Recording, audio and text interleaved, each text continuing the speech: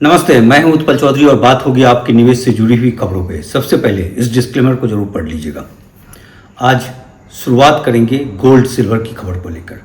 कल जब bulletin record करने के बाद ट्रंप ने एक दिन पहले डील साइन कर दिया, उसका क्या इम्पैक्ट रहेगा, किस तरीके से चीज़ें बदलेंगी उसके आने के बाद, उस साइन होने के बाद, उस पर आगे बात करेंगे।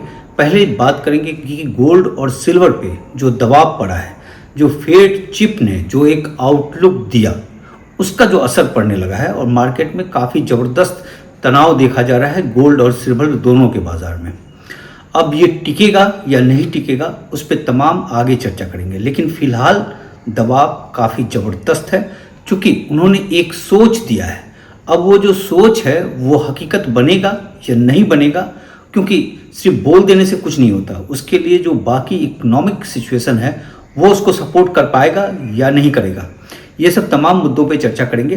तो सबसे पहले शुरुआत करते हैं गोल्ड के साथ कि गोल्ड में जो है एक बड़ी ज़बरदस्त जो है बिकवाली देखी गई है। 3.57% की नरमी आ गई जो है, और ये गोल्ड इस समय जो बंद हुआ था 4205.65 पे, इंडियन करेंसी में हो गया 1,46,705, और जो 200 डे मूविंग एवरेज है उसका वो 4366 है, यानी 200 डे मूविंग एवरेज से काफ़ी नीचे चला गया है। तो गोल्ड पे इस समय बहुत ज़बरदस्त बिकवाली का दबाव देखा जा रहा है। क्यों जा रहा है वो अभी इसके बाद रेट के बाद बात करते हैं। और इस समय जो डिलीवरी है उसकी जो परसों लिया गया था 4358 पे, मतलब खरीदारी हुई थी, डिलीवरी आज है 3.53 मेट्रिक टन का। तो 4358 पे ठीक ठाक खरीदारी हुआ था। अब आगे कल का डाटा अब कल आएगा, उसके बाद ही पता चल पाएगा।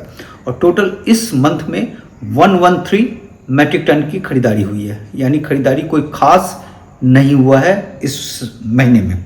और अगर हम देखें कॉमेक्स के पास जो पड़ा हुआ है गोल्ड वो भरपूर मात्रा में है। 469 है for sale, not for sale है 401, टोटल है 870। और गोल्ड सिल्वर रेशियो जो है वो आ गया है 1:64 पे, यानी गोल्ड जो गिर रहा है तो साथ में सिल्वर जो है उससे भी ज़्यादा गिर रहा है, उससे भी ज़्यादा जो है वो कमज़ोर होता हुआ दिख रहा है। क्योंकि 65 के बाद जो है सिल्वर की कमजोरी जो है बहुत तेज़ हो जाती है, और 70 के बाद सिल्वर बहुत ही गोल्ड की तुलना में सस्ता हो जाता है। बाकी की तुलना में नहीं, गोल्ड की तुलना में सस्ता हो जाता है। अब सिल्वर के रेट को हम बात कर लें कि सिल्वर जो चाइना में बंद हुआ था वो 77.60 पे बंद हुआ था, लेकिन यहाँ कॉमेक्स में जो बंद हुआ वो 65.58 पे, 7.5% की गिरावट, तेज गिरावट, काफ़ी तेज गिरावट। और इंडियन करेंसी में हो गया 2,28,747, और इसका जो 200 डे मूविंग एवरेज है जिस पे इसने रिवर्स कर लिया था अभी हाल में जो है वो है 67.66, यानी अपने 200 डे मूविंग एवरेज से काफ़ी नीचे चला गया है। अब इसको वापस बाउंस बैक कर पाता है कि नहीं, सबसे पहला टारगेट तो यही है कि इसको उछलता है या नहीं उछलता है। अगर उछल गया तो फिर जो है वो 68 के पास ही है, 68 ही अपने आप में एक रेजिस्टेंस है। उसके बाद से आगे 71 वाली कहानी है। तो इस समय 70 वाले रिजीम पे जाता है या नहीं जाता है ये देखना होगा आज किस तरीके से तमाम चीज़ रहता है। फिलहाल तो इसमें दबाव है, और जो इनका जो खरीदारी हुआ है वो बहुत ही मामूली सी खरीदारी हुई है, कोई खास नहीं हुआ है। जो है कुछ एक केजी में खरीदारी हुई है। बाकी कॉमेक्स के पास जो पड़ा हुआ है वो 2682 है for sale, not for sale है 7307, टोटल है 9989। अब हम इसको देखें, सिल्वर को पहले बात कर लेते हैं कि सिल्वर का जो सबसे बड़ा जो सपोर्ट लाइन है वो 61 है वो, और जो है इधर 68। तो इसके बीच में आज हिचकोले खाता रहता है या 61 को तोड़ने की कोशिश करता है, वो एक फैक्टर है। लेकिन 61 जो है वो 4 बार कोशिश हो चुका है, ये होगा तो 5वां होगा। तो यहाँ पे आपको नज़र बना के रखना पड़ेगा इस समय। दूसरी बात कि गोल्ड में जो है वो 4205 पे है, 4150 जो है वो एक बड़ा सपोर्ट लाइन है, जिसमें जो मार्च में जनवरी में उस साइड से घुमा था वो उस पर सबसे बड़ी बात देखनी है कि वो टूटता है या बचता है। क्योंकि इस बार तो टूट गया था, टूटकर 4030 चला गया था, और 4070 में बड़ी ज़बरदस्त खरीदारी हो गई थी, लगभग 12 मेट्रिक टन की खरीदारी हो गई थी। तो ये अभी वेट एंड वॉच करना पड़ेगा कि किस तरीके से चीज़ें रहती हैं।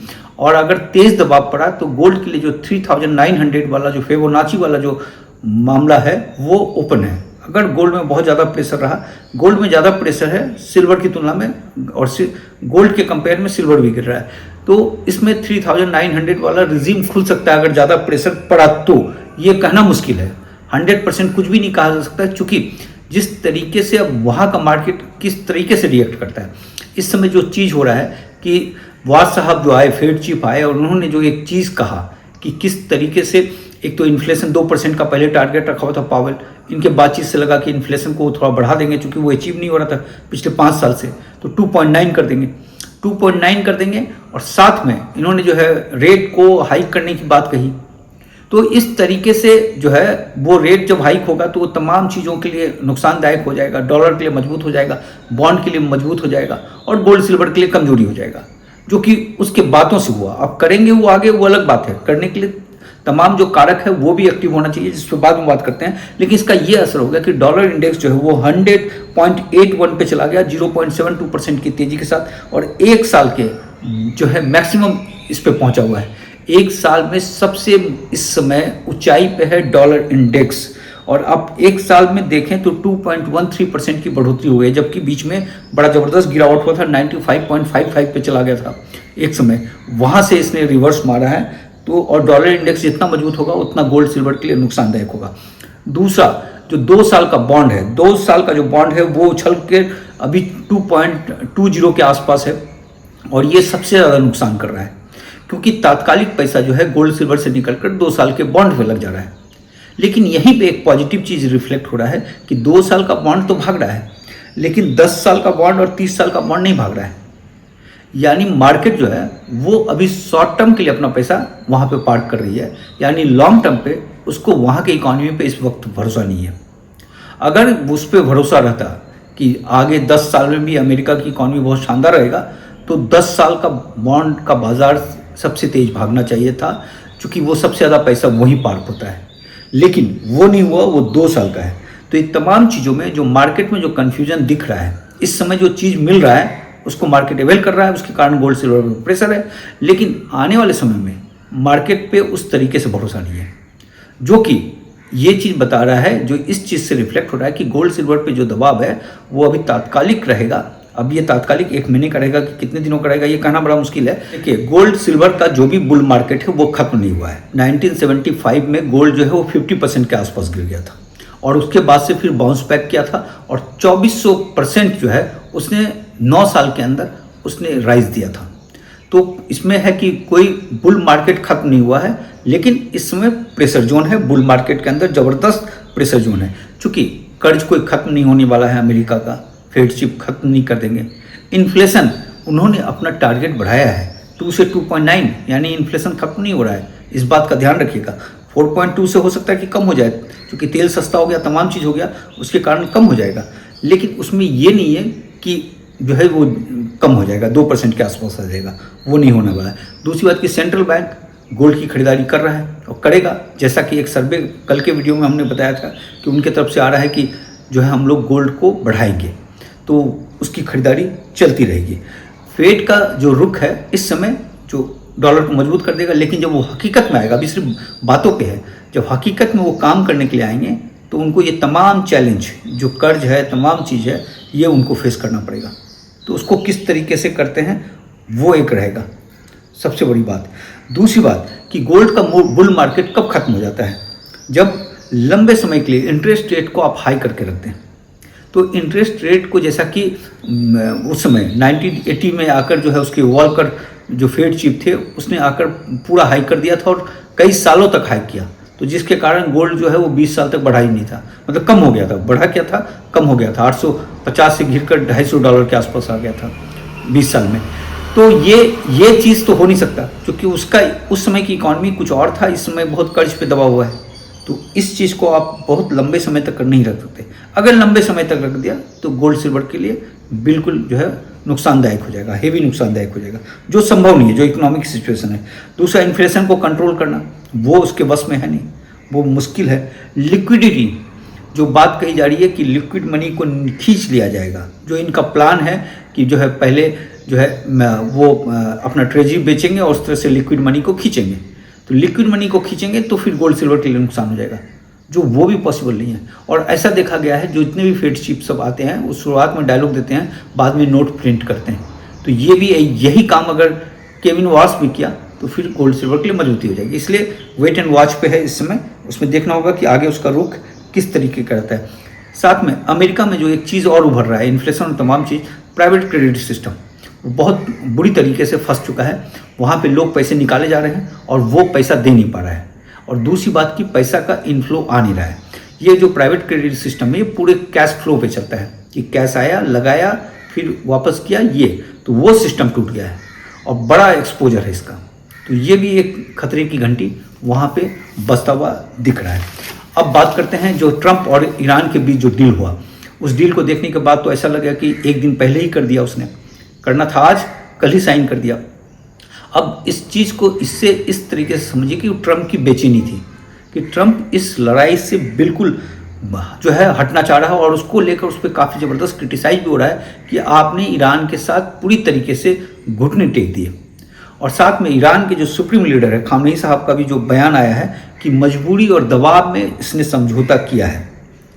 हालांकि जो उनके वाइस प्रेसिडेंट है वो कह रहे हैं जो 28 लाख करोड़ देने की बात है रिकंस्ट्रक्शन के नाम पे कि आप न्यूक्लियर का काम नहीं करेंगे, हम आपको इतना पैसा देंगे, वो बोल रहे हैं कि ये पैसा तब मिलेगा जब आप काम करना शुरू कर देंगे। स्ट्रेट ऑफ हॉर्मुज से शिप जाना शुरू हो गया है, अच्छी तरीके से जा रहा है, तेल के प्राइस में गिरावट है। लेकिन ऐसा है कि स्ट्रेट ऑफ हॉर्मुज से जो टैक्स ले रहे थे, सर्विस टैक्स, उस पर अमेरिका चुपचाप रह गया, यानी अमेरिका उसको इग्नोर किया, चूँकि अमेरिका को इस लड़ाई से बाहर निकलना था। अब इसमें जो वजह थी कि एक तो लड़ाई और तनाव के कारण तेल का प्राइस भाग रहा था, जो अमेरिका में तेल महंगा हो रहा था, एनर्जी महंगा हो रहा था, इन्फ्लेशन बढ़ रहा था, अप्रूवल रेटिंग जो है ट्रंप का गिर रहा था। अभी नवंबर में वहाँ मिड टर्म चुनाव है, तो ये कई सारे फैक्टर थे, इसलिए वो इससे जो है बिल्कुल हटना चाह रहा था और उसने एक तरीके से घुटने टेक दिया। अब ये चीज़ जो है, देखिए अमेरिका इस समय इकॉनमी उसका टाइटनेस है, चाइना और अमेरिका के इकॉनमी के बीच $10 ट्रिलियन का फ़र्क है, ग्रोथ रेट डबल है चाइना का। तो चाइना एक बड़ा सुपर पावर उभर तो ही गया है, अब अमेरिका से आगे बढ़ने के जुगत में है इस समय, और वो बढ़ भी जाएगा, 10 साल 15 साल जो भी लगे वो बढ़ जाएगा। अब इससे क्या होगा कि इस ईरान लड़ाई से 2-3 बात क्लियर हो गई कि अमेरिका उस तरीके से मजबूत नहीं है, नंबर एक। दूसरा, उसका जो डिफेंस सिस्टम है वो उस तरीके से जैसी कहानी सुनाई जाती थी वो नहीं है, और उसका डिफेंस सिस्टम काफ़ी एक्सपेंसिव है, क्योंकि ईरान ने सिर्फ ड्रोन से कम खर्च में उसको जो है तबाह कर दिया। तो टेक्नोलॉजी जो चेंज हुआ है फाइटिंग में, उसमें अमेरिका पिछड़ा हुआ है, वो भी वहाँ रिफ्लेक्ट हो गया। और सबसे बड़ी बात कि जब सुएज क्राइसिस हुआ था 1956 में, उसके बाद से ब्रिटेन की कमजोरी सामने आ गई थी। ब्रिटेन कमज़ोर हो चुका था और उसकी कमजोरी सामने आ गई और उसका पावर खत्म हो गया पूरी तरीके से। उसी तरीके से इस ईरान लड़ाई ने ट्रंप अमेरिका की कमजोरी को एक्सपोज कर दिया। अब जो पेट्रो डॉलर सिस्टम जो है, जो अमेरिका के डॉलर को जो मजबूती देता है कि आप जो है तेल जो लेते हैं वो डॉलर में आपको पेमेंट करना पड़ता है, और अमेरिका जो है वो गल्फ कंट्रीज़ को सुरक्षा देता है। तो वो सुरक्षा वाली बात तो रही नहीं, सुरक्षा तो कर नहीं पाया, ईरान जहाँ चाहा वहाँ बम मारा। तो ये पेट्रो डॉलर जो है ये कमज़ोर होगा, और ऑलरेडी चाइना जो है वहाँ सेंध लगा चुका है, जो है सऊदी से वो अपने युआन में लेता है पेमेंट तमाम चीज़ पे। तो ये वाला जो फैक्टर है, ये जो करेगा डैमेज पेट्रो डॉलर सिस्टम, ये अमेरिका को सबसे ज़्यादा डेंट करेगा। तो उस पर डेंट लग चुका है, लेकिन इन सब तमाम चीज़ों को वक्त लगता है, ये कोई एक दिन या 6 महीने की बात नहीं है, इसमें सालों साल लग जाते हैं। और बाकी जो अमेरिका का जो इकोनॉमिक कंडीशन और तमाम चीज़ें वो भी एक अलग फैक्टर है। बाकी अपने शेयर बाजार के बारे में बात कर लेते हैं। कल हमारे शेयर बाजार में तेज़ी रहा, चूँकि अमेरिका और ईरान के डील में साइन करने वाली बात कल मार्केट में आ गई, और उसके कारण निफ्टी जो है 24,168 पे बंद हुआ, 82 पॉइंट्स की बढ़ोतरी के साथ 0.34% की तेजी। बहुत ज़बरदस्त रिएक्शन नहीं दिया उसने, क्योंकि सब कुछ पहले ही जो है वो फ्यूचर इन कर लेता है मार्केट, तो वो कर चुका था मार्केट। कल कायदे से प्रॉफिट बुकिंग होना चाहिए था, लेकिन ये खबर आकर इसको मार्केट को थोड़ा सा बढ़ोतरी दिया उसमें। और सेंसेक्स जो है वो 77,409 पे बंद हुआ, पॉइंट की बढ़ोतरी के साथ 0.33% की तेजी रही। मिड कैप में 0.47% की तेजी, स्मॉल कैप में 0.67% की और पीएसयू में 0.71% की। एफआईज कल बिकवाली कर दिया, 1025 करोड़ का शेयर बेचा उसने, डीआईज ने 3516 करोड़ का शेयर खरीदा। तो एफआई जो है सिर्फ 2 दिन खरीदा 200 करोड़ और 100 करोड़, उसके बाद जाकर इसने बिकवाली कर दिया। बाकी जो रेजिस्टेंस और सपोर्ट की बात कर लेते हैं, 24,190 जो है वो पहला रेजिस्टेंस है, दूसरा 24,225, तीसरा 24,284 और सपोर्ट जो है वो 24,073 पे है, दूसरा 24,037 पे है, तीसरा 23,979 पे है। और आज जो है रिलायंस का एजीएम है और उस पर नज़र है कि रिलायंस के एजीएम में मुकेश अंबानी क्या आकर बोलते हैं, और साथ में जो जियो का जो आईपीओ आने वाला है उसको लेकर क्या चीज़ है, कोई डेट का ऐलान होता है, क्या होता है, कितना बड़ा होगा, ये सब बातें हैं। अगर आप रिलायंस को देखें तो रिलायंस जो धीरू भाई अंबानी के समय का जो रिलायंस का शेयर्स होता था और जो मुकेश अंबानी के रिलायंस का शेयर्स है, दोनों में ज़मीन आसमान का अंतर है। धीरू भाई अंबानी के समय जो रिलायंस शेयर जो था वो मल्टी बेगर होता था, वो लोगों के पैसे बढ़ाता था। मुकेश अंबानी के समय का जो रिलायंस है वो ऐसे ही हो गया है, कुछ नहीं देता है, लोगों को नुकसान ही दे रहा है। अगर प्रॉफिट कहीं दिख रहा है तो उन लोगों के कपड़ों में दिखता है, उन लोगों की घड़ी में दिखता है, उन लोगों के रहन सहन में दिखता है, उन लोगों की गाड़ियों में दिखता है। जो शेयर होल्डर, जैसे धीरू भाई अंबानी के समय शेयर होल्डर जो रखते थे तो शेयर बेच के बेटियों की शादी तमाम चीज़ घर बना लेते थे, इतना प्रॉफिट हो जाता था। पहले टाटा का होता था, बाद में रिलायंस ने वो विश्वास दे दिया। लेकिन मुकेश अंबानी के इसमें खासकर पिछले 5 साल में इसके पैसे ने वो रिटर्न दिया जिससे ज़्यादा फिक्स डिपॉजिट देता। तो कोई बहुत ज़बरदस्त किया नहीं है, 5 साल काफ़ी लंबा समय होता है, क्योंकि 5 साल में इसका रिटर्न जो है सिर्फ 20% का आया है, यानी आप कहें कि 4% के आसपास हर साल मिल रहा है। तो बैंक भी आपको 6% दे देता है। तो जो है बहुत ही घटिया परफॉर्मेंस रहा है रिलायंस का।